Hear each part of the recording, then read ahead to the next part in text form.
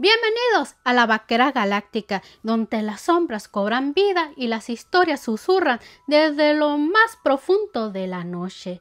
Aquí cada relato es un viaje al miedo y nadie sale ileso.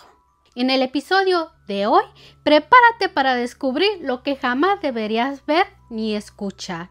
Te contaré de la cuna que se mueve sola, de una llamada que llega desde el cementerio, lo que enterraron en un patio que nunca debió abrirse, de la misteriosa bebé de Guadalajara y de un muñeco que regresa aunque lo tires una y otra vez.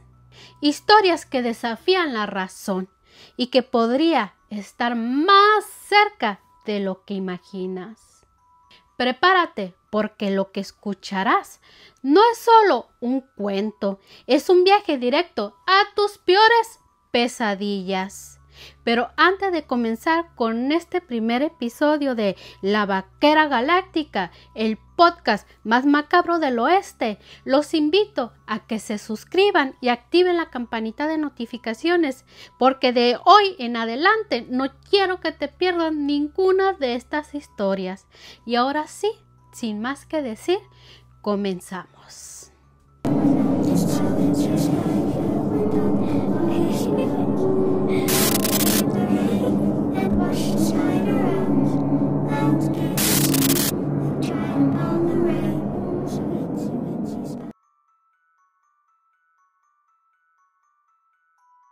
A veces los objetos heredan más que el polvo del tiempo. Cunas, espejos, muñecos pueden cargar con historias que no se ven a simple vista. Esta historia viene desde Guanajuato, donde una joven pareja recibió un regalo que jamás pidieron. Laura y Rodrigo llevaban apenas 4 meses de haberse mudado a su nueva casa. Era pequeña, pero perfecta para recibir al bebé que estaba por nacer.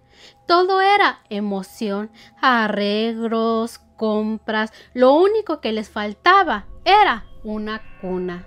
Una tarde, mientras el Rodrigo barría fuera de su casa, una vecina ya anciana se le acercó.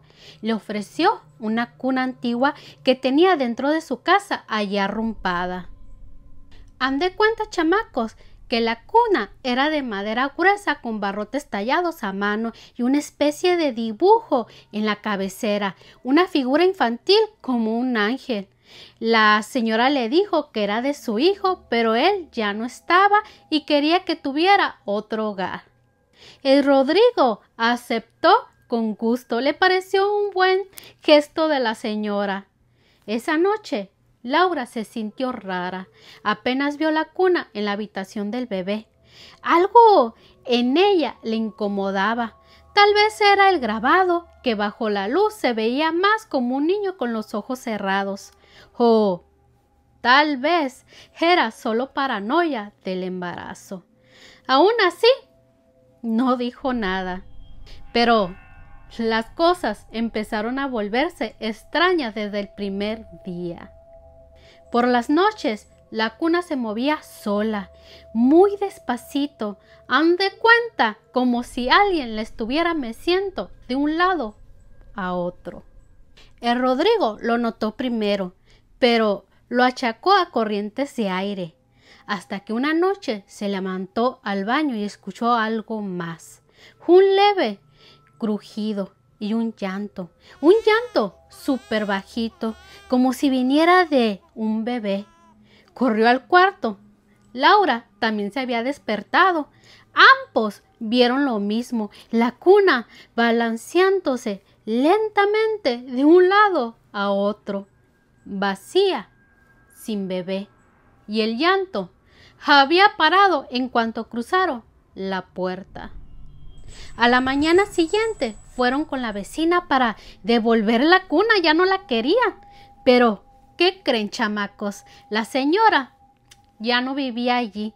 La casa estaba vacía, tapiada, como si nadie hubiera vivido allí en años. Preguntaron a otros vecinos. Uno les dijo que esa casa hace tiempo vivía una señora sola. que su hijo había muerto de bebé, ahogado en su cuna, y que desde entonces nadie la había vuelto a ver. Laura y Rodrigo intentaron deshacerse de la cuna. La dejaron en un lote baldío a las afueras de su colonia. Esa noche durmieron tranquilos. Jamás volvieron a saber de la cuna y de la anciana. Pero, ¿en dónde está esa cuna en estos momentos? Dice que hay objetos que se aferran a los recuerdos o a las tragedias. Si alguna vez te regalan una cuna antigua, mírala bien. A veces no está vacía. Cuando un teléfono suena a medianoche, uno espera que sea una equivocación, pero a veces hay voces que no marcan desde este mundo. Esta historia de una mujer del estado de Sonora que asegura haber recibido una llamada desde la tumba de su hermana. Esta es la historia de Leti y esto le pasó hace 4 años y desde entonces no ha vuelto a contestar ni una llamada ni de día ni de noche. Leti y su hermana eran inseparables, de esas hermanas que hasta parecen gemelas, aunque solamente se llevaban 3 años. Cuando la hermana de Leti la atropellaron, el mundo se le vino encima. Murió de inmediato. Leti llegó al hospital justo para verla en la plancha ya cubierta con la sábana. Fue un golpe durísimo. Durante días, la Leti no quiso hablar con nadie. Dormía con el suéter de su hermana abrazada y con su celular en su buró. Todo olía a ella. A los 5 días del entierro, decidió ir al cementerio sola. Era domingo en la madrugada. No podía dormir. La Leti se vistió, se fue manejando y llegó justo cuando estaba amaneciendo. Ahí estaba su tumba, con flores marchitas y su foto sonriendo. La Leti se sentó frente a ella, no dijo nada, solo se quedó viendo y llorando. Y entonces sonó su celular. Era el número de la hermana, el mismo número de siempre, su nombre, su foto. La Leti se quedó paralizada pensando que era una broma, que alguien había clonado su chip o no sé qué pedo pasaba por la mente de la Leti. Pero era su número y estaba sonando, justo ahí frente a su tumba. Leti contestó con la mano temblando. Hola. Silencio. Y luego una respiración larga, como si alguien hablara desde una cueva o desde muy, muy lejos. Hermana, dijo una voz ronca, casi irreconocible. La Leti sintió como si le hubieran arrojado un balde de agua fría. ¿Quién eres?, preguntó, aunque ya sabía la respuesta. ¿Me extrañas? Leti se puso de pie de un salto. Sintió como si algo se estuviera arrastrando debajo de la tierra. Deja de jugar. ¿Quién está haciendo esto? Ya la Leti, bien apaniqueada, y entonces escuchó un susurro detrás de ella.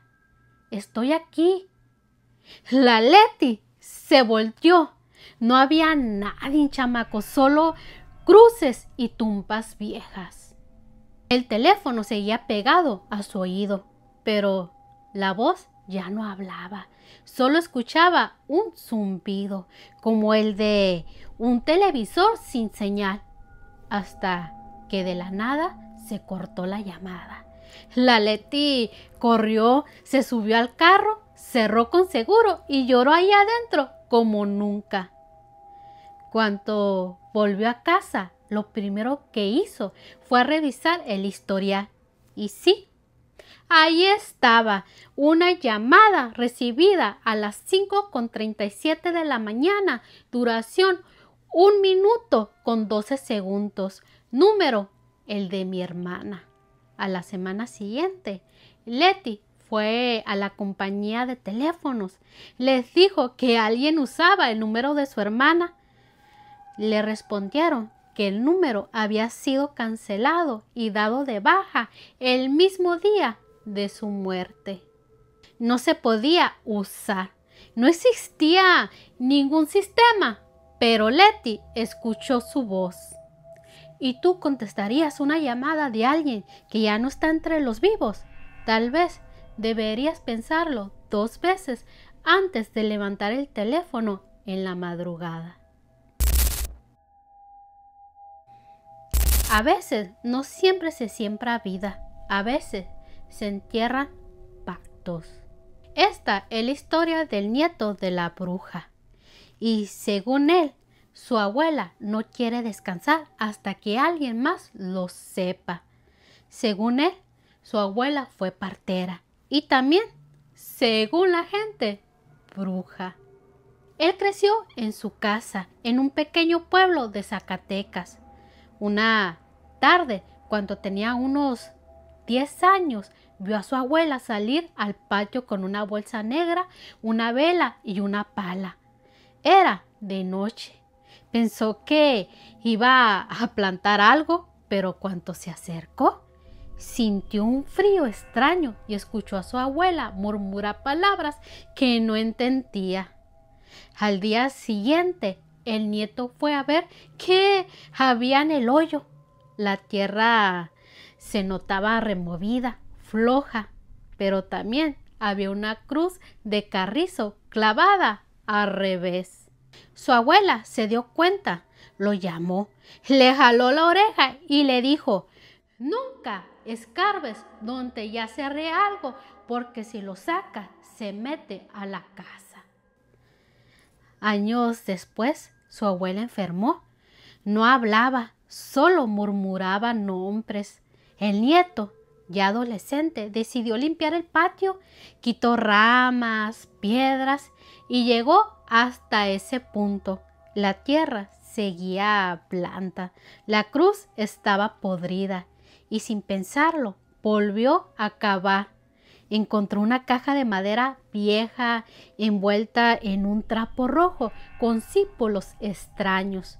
Cuando la abrió, encontró un gallo negro pues ya seco, una fotografía de una pareja que no conocía y una carta manchada que decía que su amor nunca encuentre paz. Esa noche la abuela se levantó de su cama, aunque no podía caminar.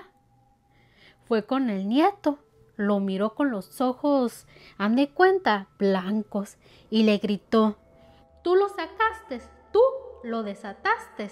¿Y qué creen, chamacos? Se desmayó. Desde ese día comenzaron los ruidos, golpes bajo la cama, susurros en la cocina, puertas que se abrían solas y un olor a podrido en la tierra del patio. El nieto intentó quemar la caja, pero esta no ardía, chamacos. Intentó enterrar de nuevo lo que sacó, pero algo no lo dejaba. Escuchaba voces cada vez que cavaba. Al final buscó a otra bruja. Le dijo que lo que había desenterrado era un trabajo de ruptura de amor hecho por su abuela para una clienta. Un pacto fuerte y que al sacarlo el mal se quedó libre. Desde entonces dice que sueña con la pareja de la foto, que lo miran desde una mesa inmóviles, como si esperaran que él arregle lo que su abuela hizo.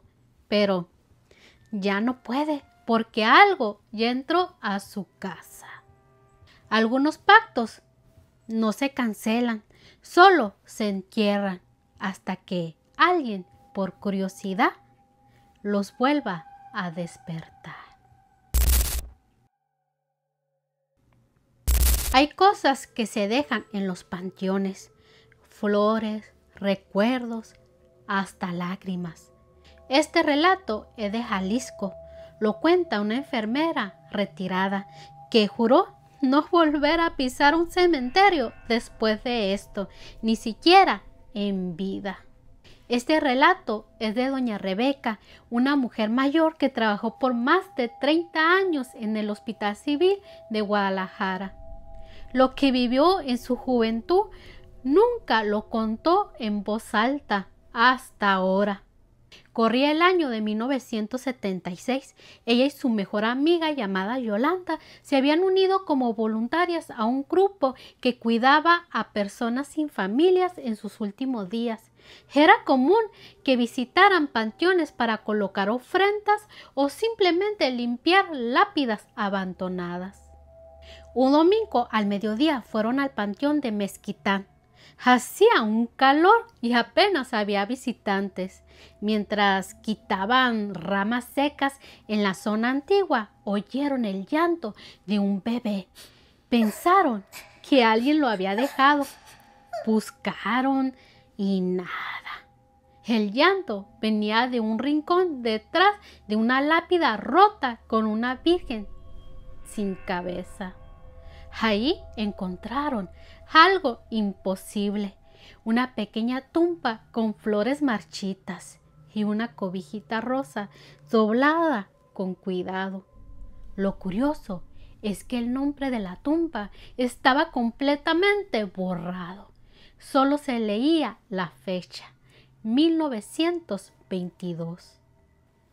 ¿Tú también lo oyes?, le preguntó la Yolanda a la Rebeca, con los ojos muy abiertos. Rebeca asintió con la cabeza. El llanto era real. Se sentía como si estuviera justo bajo sus pies. De pronto la Yolanda se desmayó. La Rebeca, aterrada, la arrastró fuera del panteón como pudo, chamacos. La Yolanda despertó minutos después, pero algo había cambiado en su mirada. Desde ese día, la Yolanda empezó a hablar con alguien invisible. A veces reía sola y otras lloraba como si la regañaran. Una noche, mientras la Rebeca la cuidaba, Yolanda le dijo con voz ronca: «No la dejes sola, tiene frío ahí abajo». La Rebeca le gritó que despertara, pero Yolanda solo la miró fijamente y susurró: «No le gustó que nos fuéramos». Pues resulta que a la Yolanda la internaron semana después. El diagnóstico fue psicosis severa. Años más tarde, la Yolanda murió el mismo día que visitaron el panteón por primera vez. Rebeca no volvió a pisar ese lugar, pero todavía, al pasar por fuera, jura que oye el llanto como si la bebé siguiera esperando que alguien la saque de allí. Dicen que algunas almas no entienden que ya no están aquí, o tal vez no quieren irse, sobre todo cuando nadie las quiso cuando vivían. Si alguna vez oyes llorar en un cementerio, no busques, porque podrías encontrar a quien no debía despertar. Hay objetos que parecen tener vida propia, muñecos que no aceptan ser olvidados, y aunque los quemes, los entierres o los tires, siempre vuelven. Esta historia le ocurrió a Daniela. Esto que les voy a contar le pasó a su familia hace unos años cuando vivían en la colonia Roma. La mamá de la Daniela tenía una manía por guardar cosas viejas. Una tarde, mientras limpiaban el cuarto donde guardaban cosas viejas, encontraron una caja polvorienta con juguetes de la tía Mariana, que había muerto cuando era niña.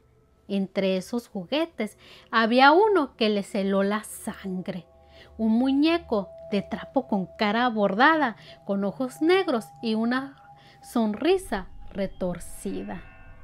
No le tomaron importancia y lo dejaron sobre la mesa, pero cuando le dieron la espalda, escucharon un golpe seco. El muñeco había caído solo y estaba boca abajo. Pensaron que fue el viento, pero esa misma noche comenzó todo. Alguien tocó la puerta del cuarto de Daniela a las 3:07 de la mañana. Cuando abrió, no había nadie, pero en el pasillo estaba el muñeco sentado, mirando hacia su cuarto. La Daniela lo agarró y lo tiró por la ventana. A la mañana siguiente apareció en el sillón de la sala, sentado como si nada. La mamá de la Daniela lo quemó en el patio. Lo vieron cómo se hacía cenizas. Creyeron que todo había terminado. Pero ¿qué creen, chamacos? 2 noches después de que quemaron al muñeco, el perro comenzó a ladrar sin parar hacia la esquina del comedor. ¿Y quién creen que estaba allí entero y sin que nada hubiera pasado? Pues el muñeco. Ya asustadas, la Daniela y su mamá le llamaron a un sacerdote. El sacerdote bendijo la casa.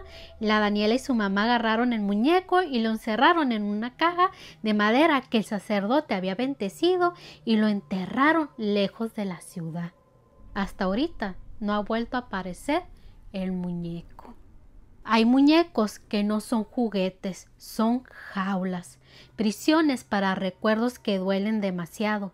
Y por más que intentes deshacerte de ellos, siempre encontrarán el camino de vuelta a casa.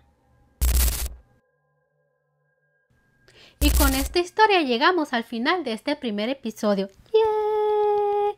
Espero les haya gustado y por finalizar, les quiero preguntar si les ha pasado algo parecido a estas historias. Envíame en sus historias lo que viste, lo que nadie te cree, porque aquí cada relato podría ser real. Nos vemos en el próximo episodio, si es que esta noche pueden dormir.